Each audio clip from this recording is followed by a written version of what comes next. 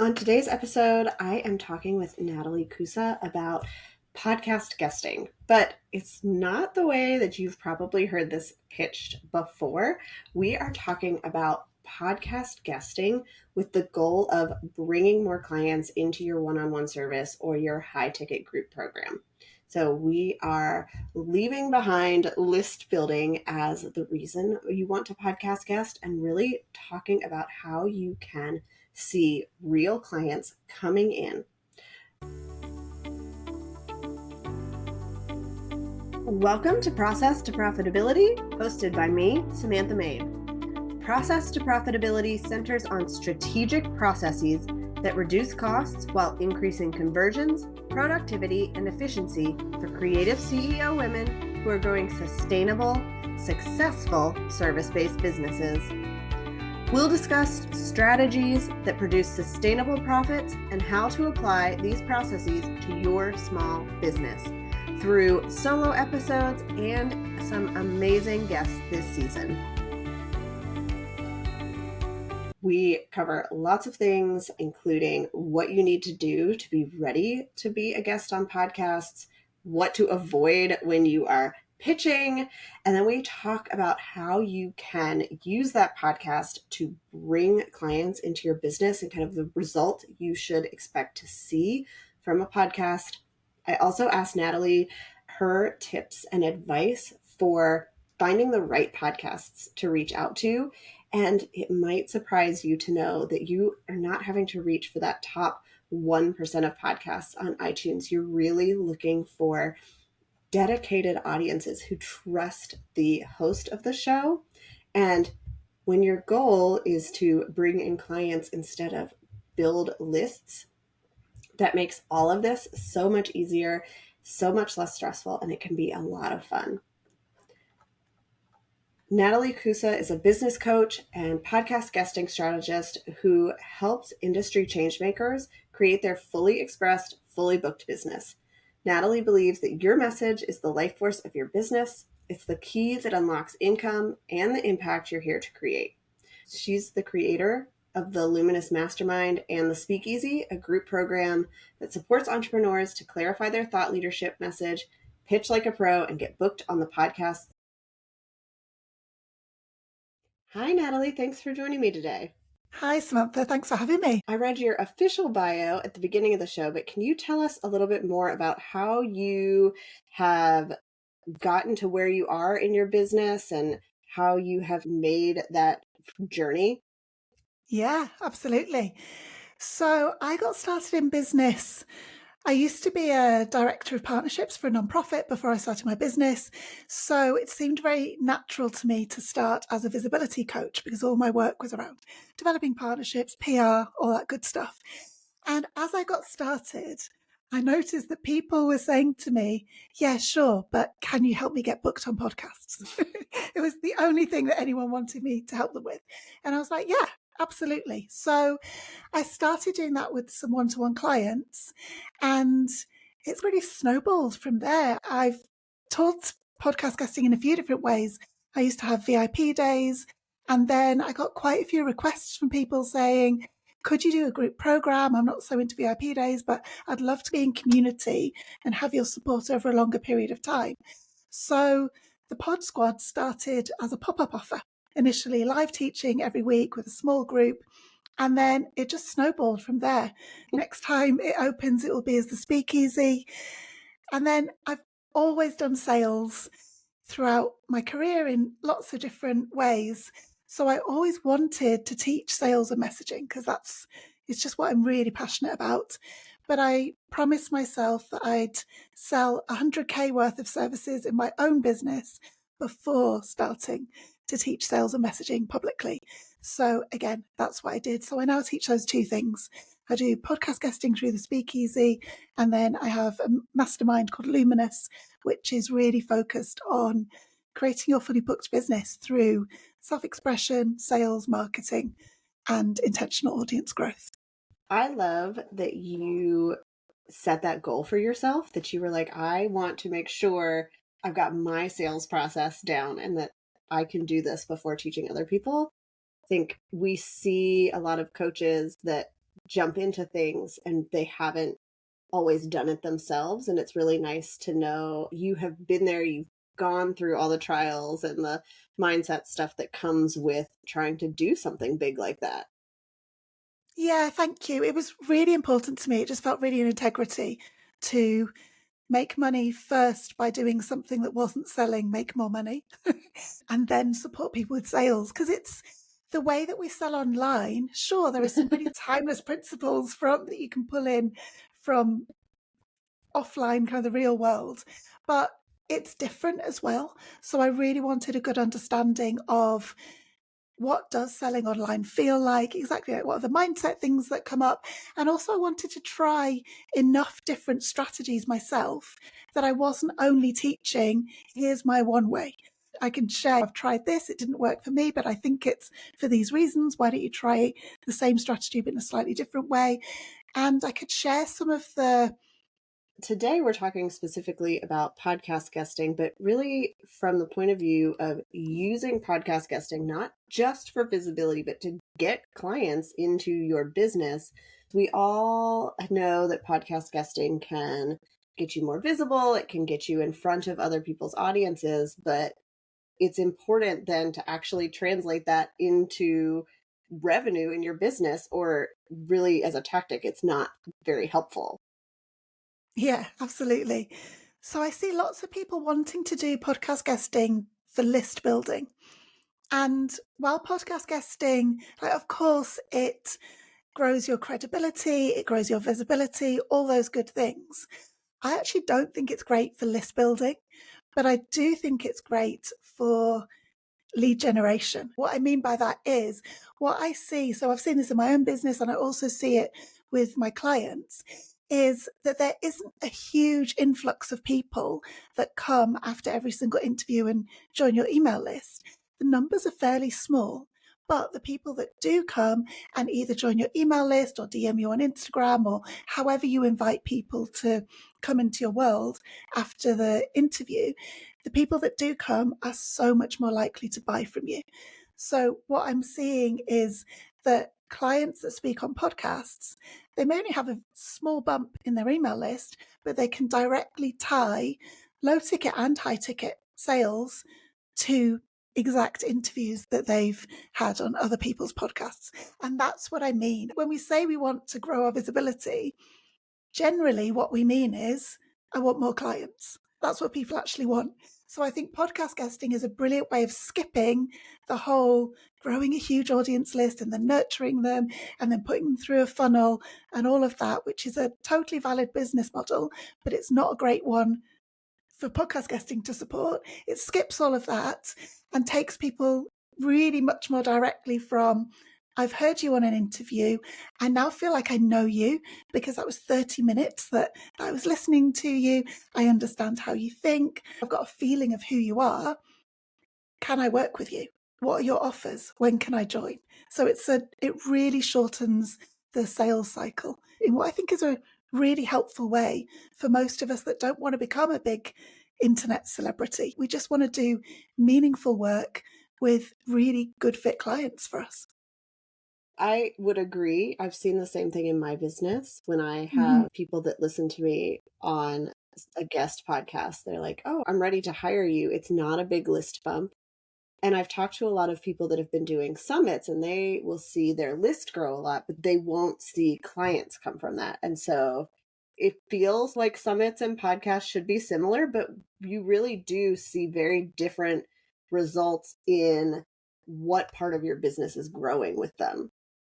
Absolutely. I'd say summits are more like bundles. I'd put those two more together in terms of the results that you see internally in your business. So, yeah, massive list growth sometimes. But then what I see is it takes a lot longer for those people that join to become clients.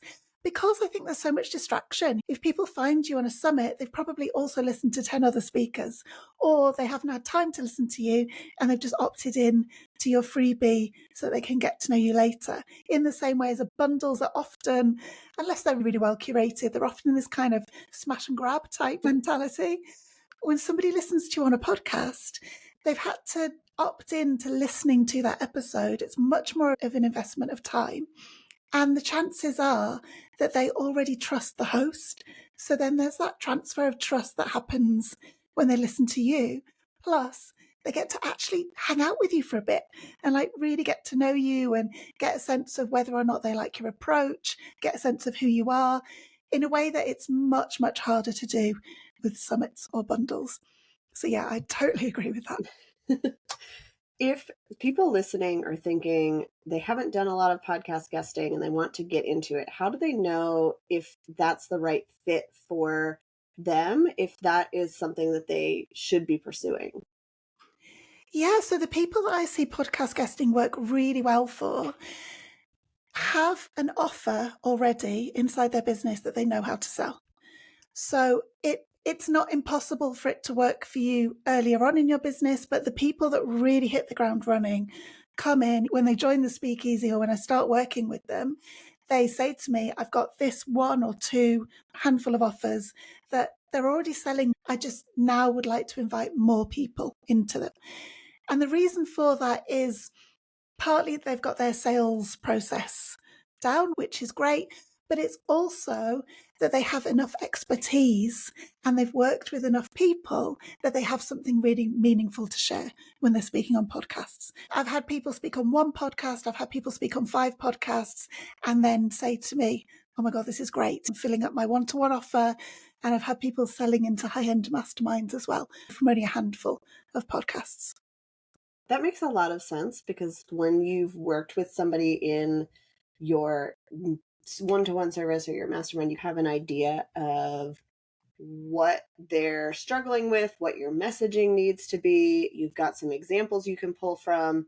And I think the more you do your service, you're not thrown when somebody asks you a question. When I guest on somebody's podcast, you can ask me anything. I will talk about websites all day. It doesn't matter what you throw at me, because I've done so many of them that I've got some kind of answer for you.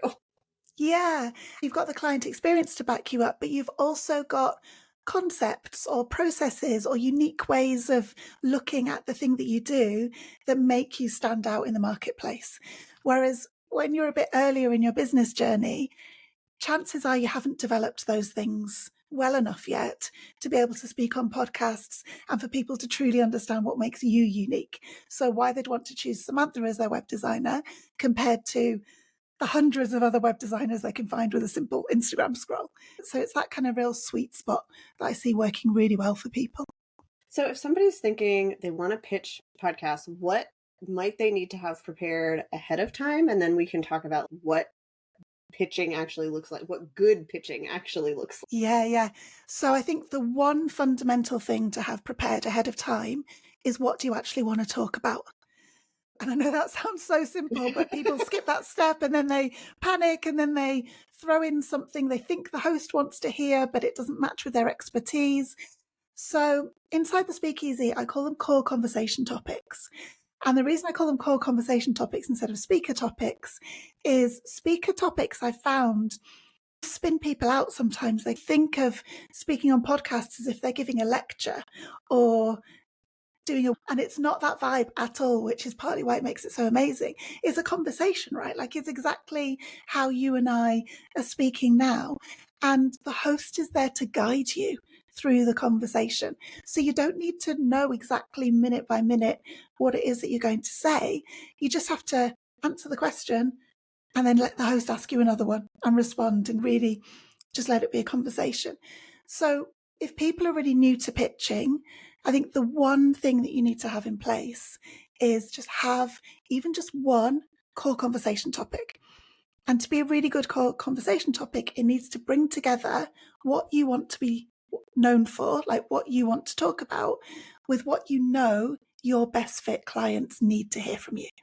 If you can combine those two things, brilliant. You've got a fab core conversation topic and you're ready to get pitching. All right, awesome. So let's talk about how people can do some good pitches and maybe talk about the mistakes that you see. I think that is where we can really be more helpful, is what does a bad pitch look like? Because I think that is what people don't understand, is like, we podcasters get a lot of pitches and a lot of them are bad.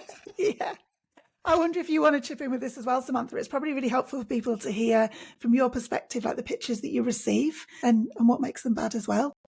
Sure. I would say the number one thing that I just deleted out of my inbox is if they do not know my name or the name of the podcast. I get a lot that are like, hey there, we saw your podcast. And they haven't done any of their research. And generally, those are also topics that have nothing to do with my audience. I've gotten pitches about investing in real estate in Florida, and I'm like, that has nothing to do with the people that I'm talking to. It wouldn't help me. It wouldn't help you. You can tell when somebody is sending the email just to check that they sent an email. I think that happens when people do these challenges of send 100 pitches in 30 days or whatever. I think that really makes you focus on a numbers approach, whereas I'd rather you send far fewer pitches and just make them really good. If you send 3 really good pitches, that's going to do way more for your business than 100 crappy ones. Things that you've said, like not knowing who the host is, not knowing what the podcast talks about, pitching the wrong subject, all of that. But then the really fundamental thing that I see people going wrong on, and it comes usually from such a good place, but is from people believing that the pitch is there to sell yourself. Like you have to convince the host why you'd be so brilliant. And what this leads to is people writing a pitch all about themselves. Like what I teach, and if you take one thing away from this about pitching, is I think you should spend 80% of your energy and your focus in the pitch talking to the host about their audience, about why your subject, what you want to talk about, is a brilliant fit for their audience, and only 20% on yourself. So the host doesn't want to know, I'm an expert because of this, and here's where I was featured, and this is why I'm so amazing.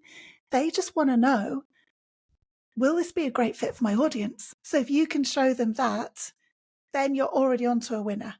One thing that I tell the people inside the speakeasy is imagine that as the host or whoever it is on their team that's reading this is reading your pitch, you want them to be thinking straight away, oh God, yeah, I can even see the show notes now.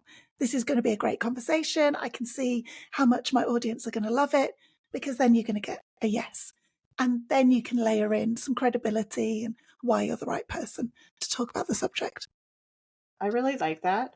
I think the other thing is in doing research on the show, I get a lot of emails. Obviously, that's how people pitch a lot of stuff, but I actually have everybody fill out an application. So I don't mind if you send an email to say, I filled out your application or follow up, but if you don't fill out the application, your pitch is just going to get lost in my inbox when I go back to review everything. So I think it's important to look at what that person's process is to make sure you're getting your information in the right place.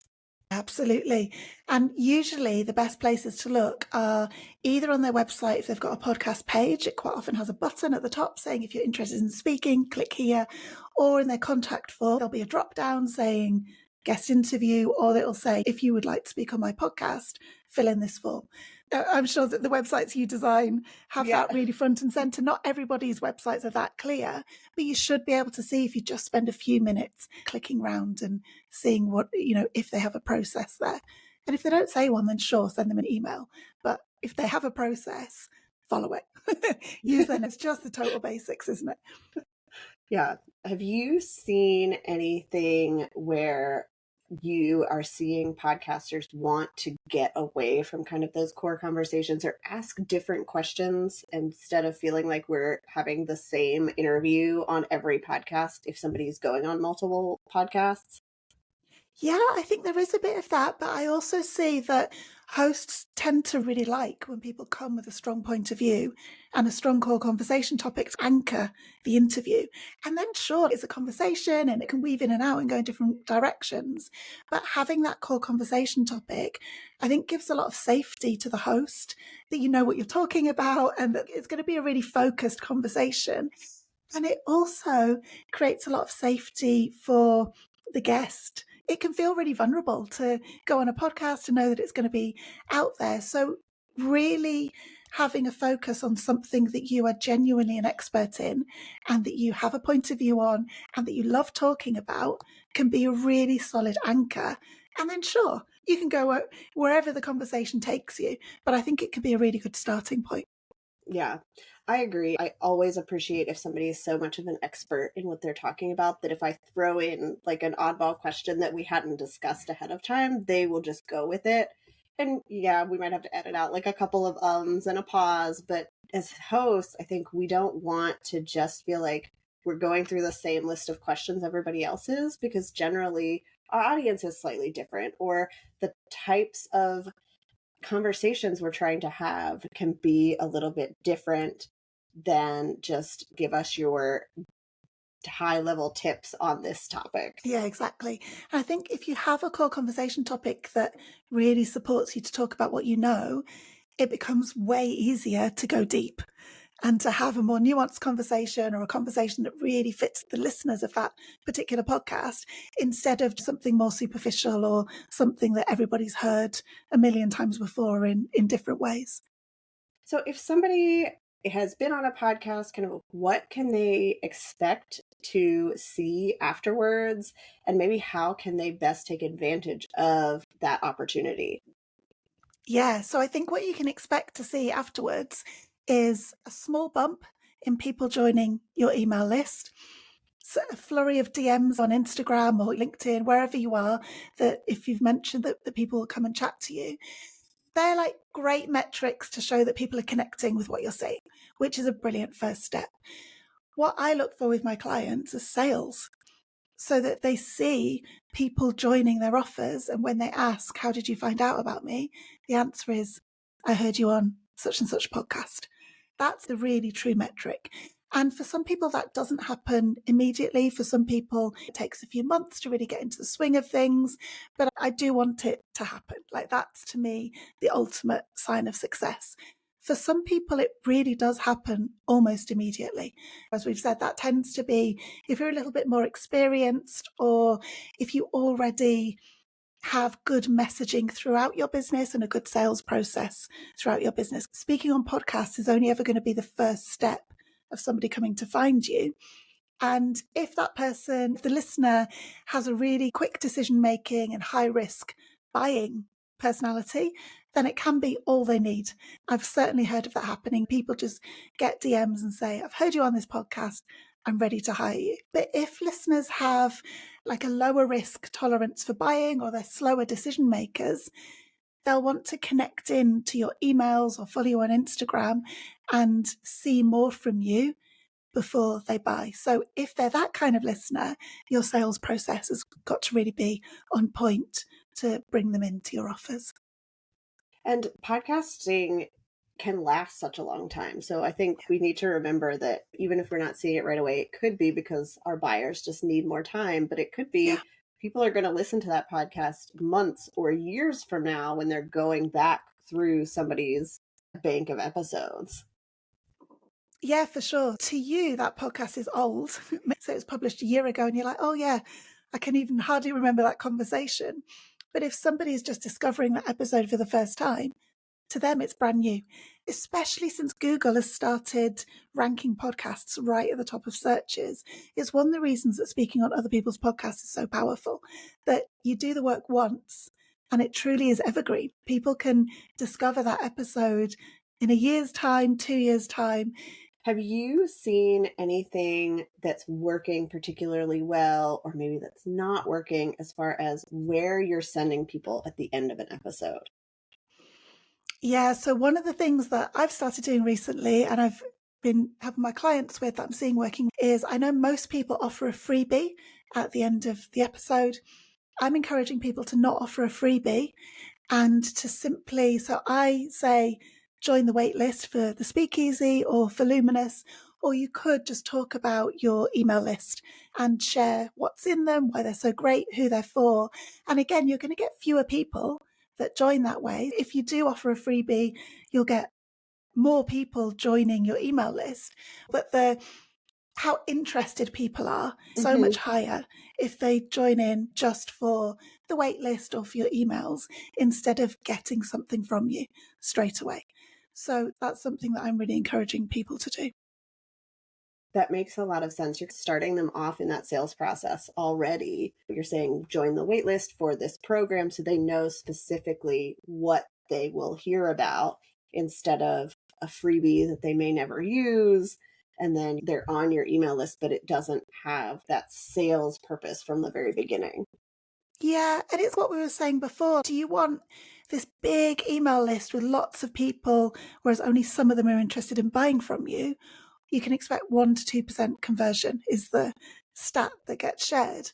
Whereas if you have a different business model, like for you, Samantha, there's only so many websites you can build in a year, or only so many websites you want to build in a year.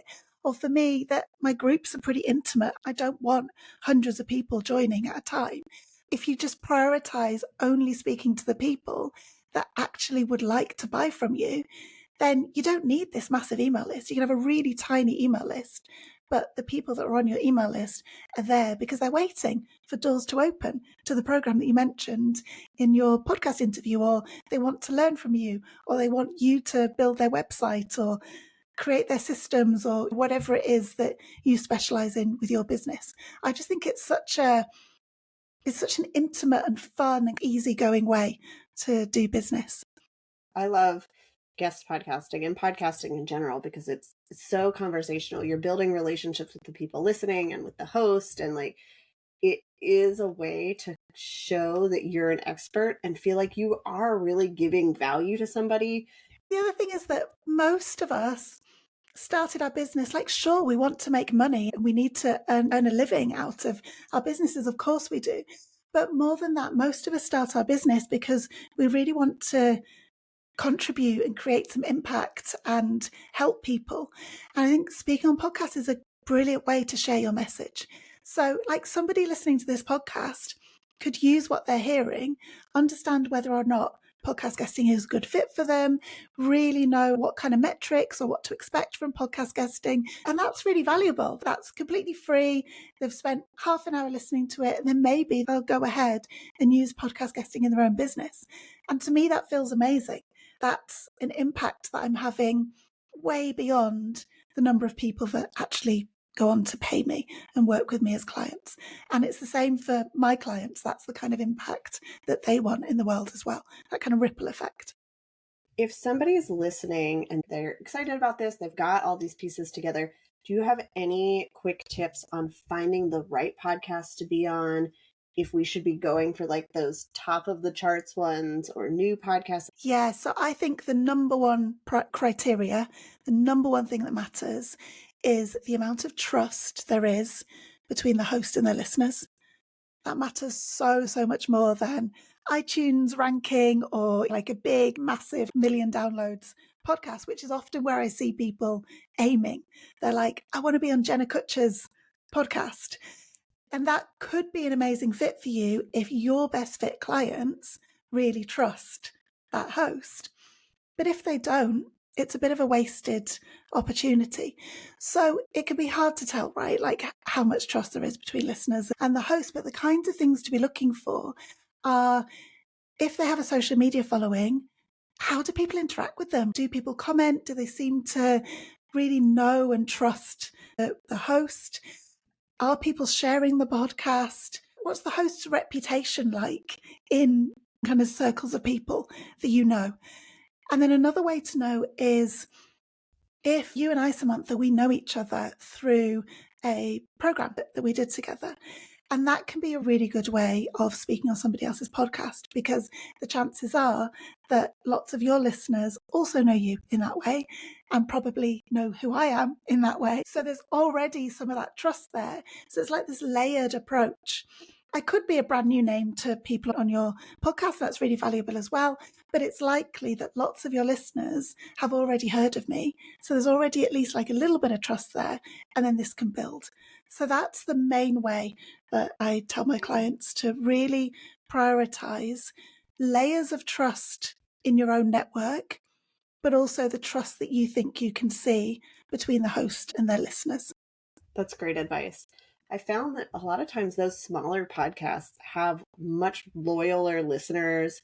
They're much more engaged and they are much more likely to take the guest and actually interact with them I think because they have chosen somebody who is more on their level. Like they're seeing this business is a couple steps ahead of me, not like the $1 million business that I might want in the future. And we attract those similar types of people. So I always tell people, like, if you're going to guest, you don't need to reach for the stars. Just start with the people in your network and then go out from there. But you don't have to be on the biggest name podcast to see results, especially if we're looking to bring in clients and not just build our list. Yeah, totally. And I think the industry is changing, that it used to be that people really wanted to work with celebrity entrepreneurs and somebody that was very shiny and had a million or multi-million-dollar business. But I think things are really changing now, that actually what clients want is connection. They want to feel seen. They want to know that they're going to get personalized feedback, even if it's in a group setting. They want to know that you really take care to get to know them and their business, not just that you're churning out 100 websites a year using this one template that you do for everybody. That kind of shift in the industry that we're seeing towards people really prioritizing connection really speaks to exactly what you're just saying, that you don't need to go on like the top 1% podcast in your industry. What would probably be way more impactful for your business is to speak on 5 or 10 kind of middling podcasts. You want them to have listeners. You probably don't want to go on really brand new podcasts. Wait until they've developed a bit of confidence and a bit of connection with their community. But if you speak on 5 or 10 podcasts that really have a really solid listenership and a lot of trust with the people that listen to them, you'll see so much more of a growth in your own business in terms of sales than you will if you speak on one really popular big name podcast. Awesome. Thank you so much. I think this is really helpful. It's a good way to look at this as a strategy for client growth and not necessarily list growth. And I think when we go into it with that attitude, we're going to feel like we have a whole lot more success and feel more confident going, I do know what I'm talking about. And if I can just reach 1 or 2 people, then I have made this worthwhile. Yeah, absolutely. And see those clients coming in.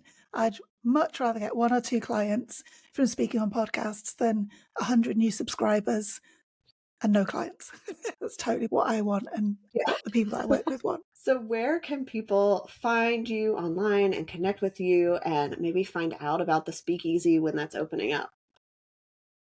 Yeah, so I'm going to practice what I'm preaching. There's no freebie on offer. But what is on offer are really good emails and an opportunity to find out more about working with me. So my website is nataliekoussa.com. You can join the waitlist there for the speakeasy. It'll be opening again in the fall. You can join the waitlist for Luminous, which is my sales and messaging mastermind. Or you can just join Neon Notes, which is my weekly email series that I send out. Thank you so much for coming on the show, and I'm excited for people to connect and learn more. Thank you so much for tuning in to this episode of Process to Profitability. I'd love it if you would leave a rating and review on Apple Podcasts to help others find the show, and send me a message to let me know, what is your process to profitability?